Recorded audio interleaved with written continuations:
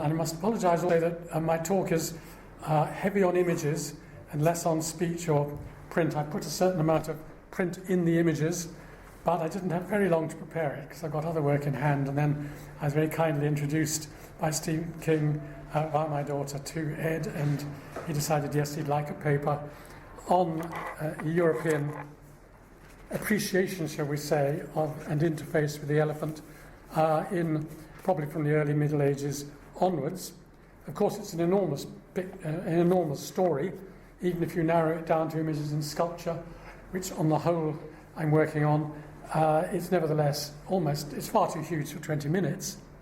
But what's fascinated me today, I must say, is I've been very impressed with the way that other speakers' papers on foreign parts, particularly Doris's last one, obviously is actually interlocks like that with my story. I mean, the elephant in Milan that you showed used to be called by Leonardo, which is amusing and interesting. And since any sort of publication, I've noticed that in the Vatican ceiling, can you imagine one of the most known cycles of art in the whole world, let alone Europe, I noticed an elephant the other day. So I went to my friend in Cambridge, Paul Delides, who's the international Michelangelo expert, and even he said, no one has ever noticed it that I'm aware of. So I'll present that another time. It's to do with the elephant, but not on what we're talking about today. Favourite animal worldwide? Well, even wider than I was thinking when I said because of today's comments, and I look forward to the publications of the various papers so I can cross-reference into my work. Very positive vibes, except when the male is outraged, of course, fair enough, it applies to almost everybody. I had a rather interesting chance that I was beginning this lecture just with an English reference. The two of the coats of arms, the one on your right, the Worshipful Company of Cutlers, because cutlers were involved with elephants. Why? Because knife handles of the top class were made out of slivers of elephant tusk. And it was in the centre of my screen. And Ed very kindly, I think, sent me a scan of his last talk, as a talk at the last conference of 2016 on the elephant in England, and with the wonderful coat of arms of SOAS on the top. So I thought, well, two beginnings for the two conferences, and I'm a complete outsider. I'm a newcomer into your field of interest and into SOAS. It's the first time I've ever been here, although I used to haunt the Warburg next door. I think there the explanation of the difference between the cutler's elephant and the SOAS elephant is that the SOAS one is clearly, as we've learnt today from the paper about the Illustrated London News, was from the height of the British Empire. I don't know, what was the foundation date of SOAS? It's obviously the height of... 1916. Oh, as late as that? Oh, well, it's a little bit afterwards. But isn't he a Victorian gentleman in a corset and a tight waistcoat? He's a typical clubman. He's standing upright with his shoulders back and proceeding as a gentleman should do along Pall Mall or Piccadilly.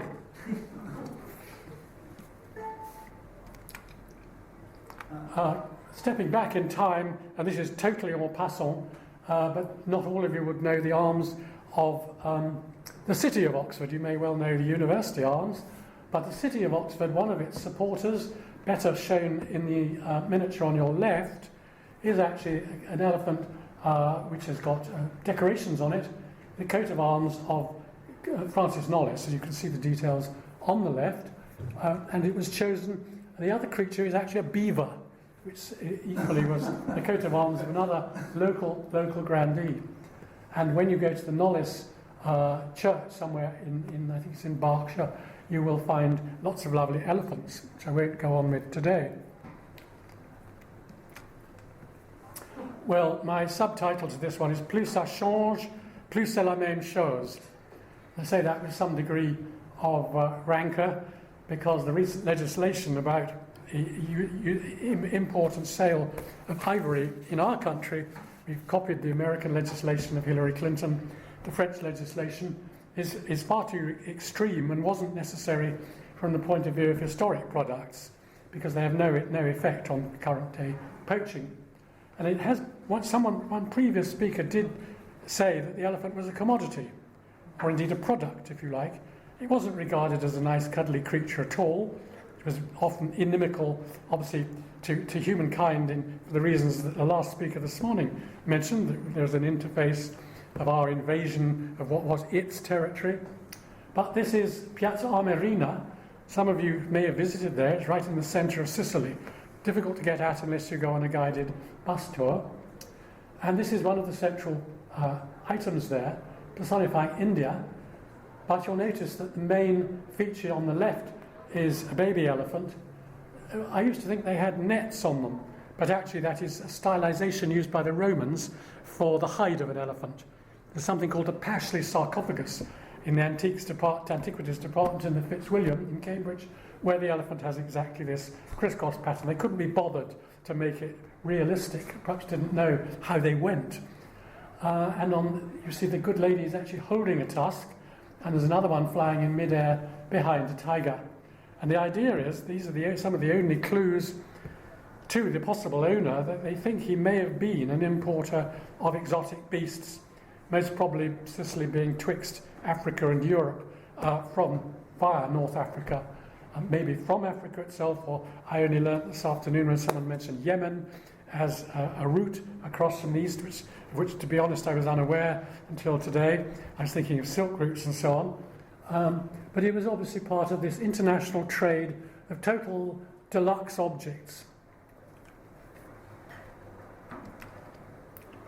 Well, how could us white Europeans in northern Europe in bad climate, with the Atlantic Ocean between us and most things, bring an elephant from the Far East to Europe?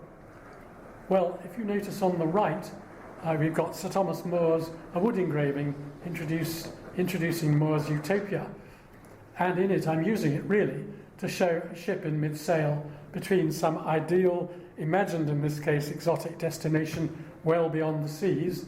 And there you see, with its sails down, probably at anchor, a typical vessel of about 1518. I'm showing you on your left a similar vessel by Bruegel, a man of war of about 1560. And I think at the time, for great long international voyages, there wouldn't have been much distinction between merchantmen and, as we'd say, naval vessels, i.e. armed vessels a la Spanish Armada. They were the modern technology of the day, of course, as we know from the recent discoveries in our country of the Mary Rose on our part. It was apparently the most heavily armed war machine ever in the time of Henry VIII.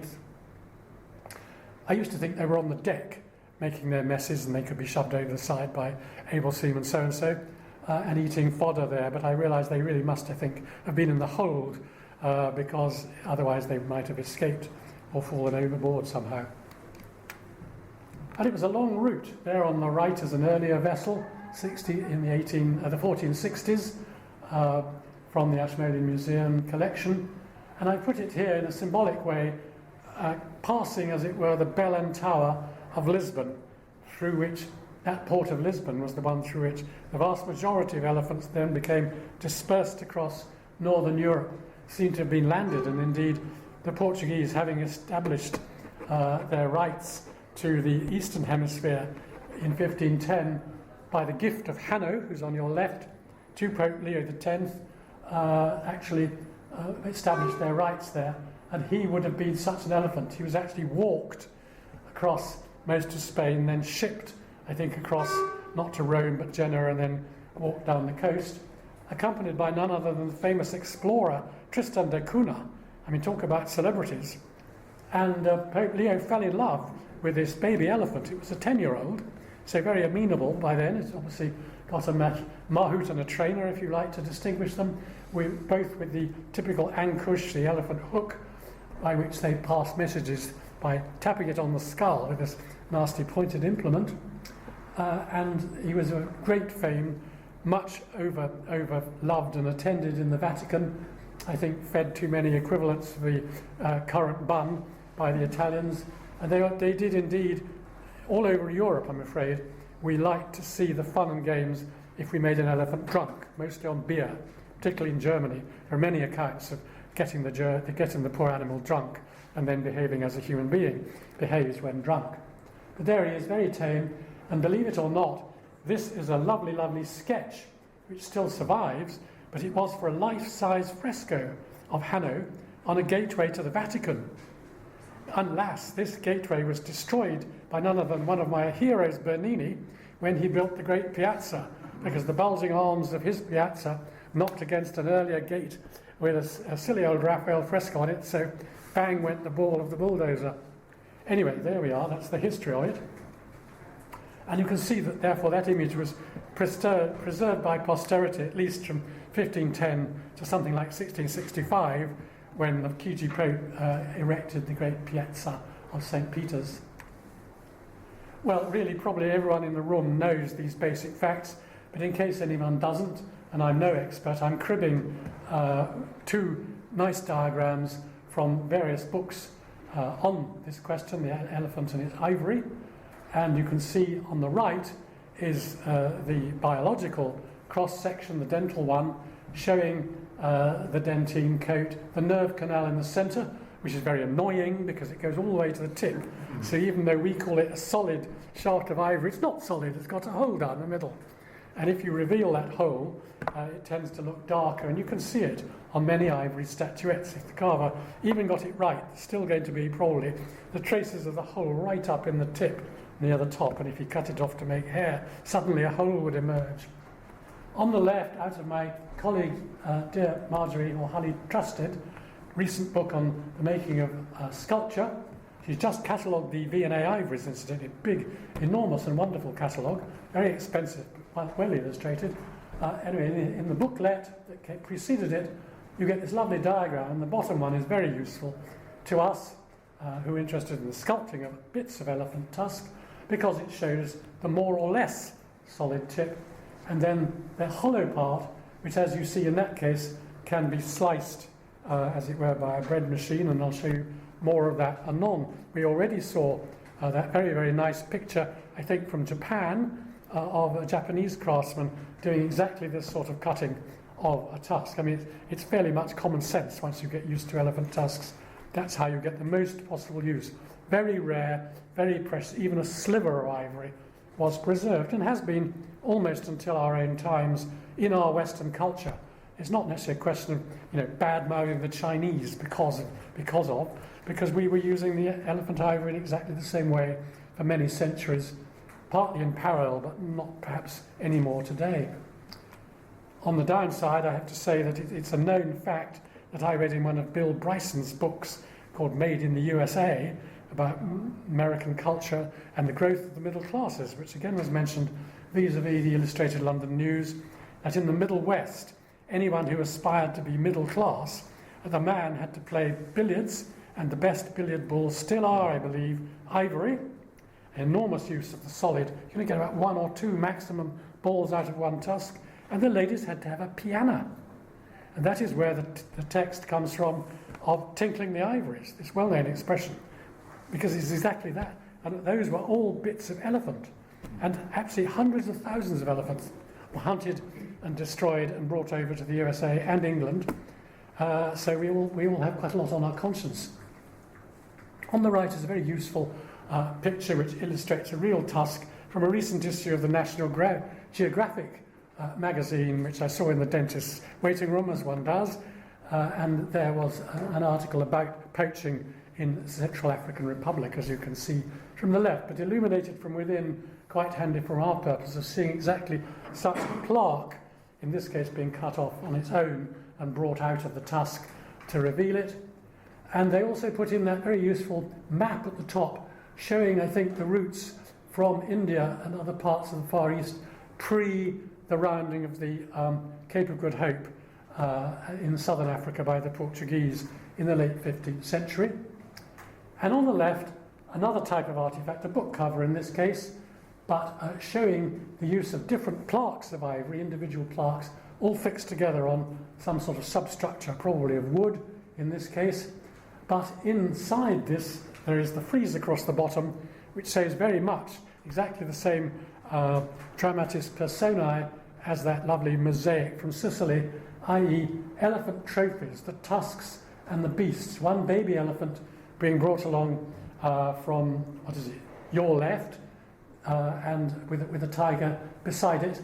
And then on the left side of that actual object, there is a man giving bringing rings, and these I think are rings of gold, because gold and tusks have been the products that were imported from Egypt since time immemorial. They appear in Egyptian images of their culture, and here they are again in what is by now an early Christian ivory. Of course, the most obvious use for such a tusk was as a horn, a hunting horn, if you like, or perhaps the last trump in imagination. These are just two examples chosen at random. One is English, at least in England, and the other is from Germany. That allegedly is a tusk of the elephant Abu Abbas, the gift of Sultan Rashid that we referred to a few moments ago in Doris's talk. Also, a cross-cut of the circular part, if it's kept intact, can be used for any sort of shafted cylindrical vessel, such as this bowl, situla or bucket, which was used, and you of course just simply put a piece of elephant ivory across the bottom, and if you want to make it waterproof, you would insert probably a thin metal liner, maybe of silver or silver gilt. See the dates. I'm not going to give you all the facts as we go along. As we approach modern times, and I'm having to jump whole cultivations, whole cultures really, centuries, but I wanted to show you how it is by now used in the 17th century. So we've jumped the Renaissance. Funnily enough, in Italian Renaissance and in general, other than in France, elephant ivory isn't much used. You don't get ivories by most of the main carvers. You might have had a few. They're very, very rare. We can only judge by their rarity. But in the 17th century, I think with, again, international trade routes having expanded, we're getting the Dutch and the British and even the French with colonies out in India, and the trading companies invented it, becomes a more common material, still rare and expensive. And here's this wonderful portrait, which in a way has dogged me most of my life, because one didn't know who it was of. And one was checking major ivory carvers for years and years and years. I never got to it, but someone did in between. And it is a rather famous Flemish carver, but not very well known in Belgium or current Netherlands countries, because he moved early days after training down to Paris. And as while he wanted to be a great monumental sculptor in marble, he also, as a almost private enterprise on the side, carved ivory. And when I say as a private enterprise, it seems almost to have been a hobby, because when he died in 1668, in his inventory at home we have a large collection of ivories, reasonably well described, considering it's only the work of scribes, and they were acquired by King Louis XIV. And there is one of the original items, which is now in the Louvre, but was in various splendid collections after Louis XIV. That collection, of course, got nationalised in the French Revolution.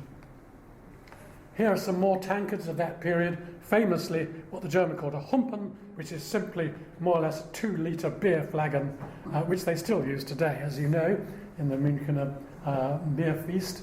And there you'll see always often a drunken scene on the outside, Silenus and so on in its ass, or Bacchus coming from the east, which is interesting because, of course, the elephant is known either from the east or from Africa.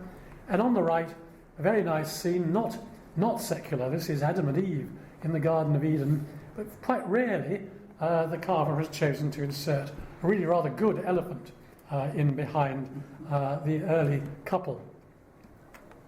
I'll pass over that screen. I wanted to get to this one because this is a recent recognition of mine. I claim no particular effort in the research. I was simply looking through a book on the Venetian guilds, and to my utter amazement and delight came across this, I think even a double-page spread of the Venetian Guild of Comb Makers. Well, of course, Venice, also at the head of the Adriatic, had always been an entrepot for the trade, either from the Middle East or down, possibly via Crete, down to Egypt and Africa in general. And there, it was obviously a very strong guild. And on our left, we'll be looking in a minute, but I just want to show you the comb on the left, because that was the classic type of ivory comb, where the teeth on either side are simply carved out with a different width of saw. And you can see in the foreground on the left, there is a woman employed doing this job. I suppose it's lighter work requiring a more delicate and accurate touch to the carver. I'm going to show you close-ups as I proceed rather rapidly of both sides. This is the workshop, and it's interesting to see there on the right middle ground, it looks to me as though possibly the actual main craftsman sitting on the ground wearing a rather smart leather waistcoat and a hat, and the boy pulling the other end of the saw has to be an apprentice. In the background there is a man actually, again I think, brushing out the combs of a tooth, the teeth of a comb.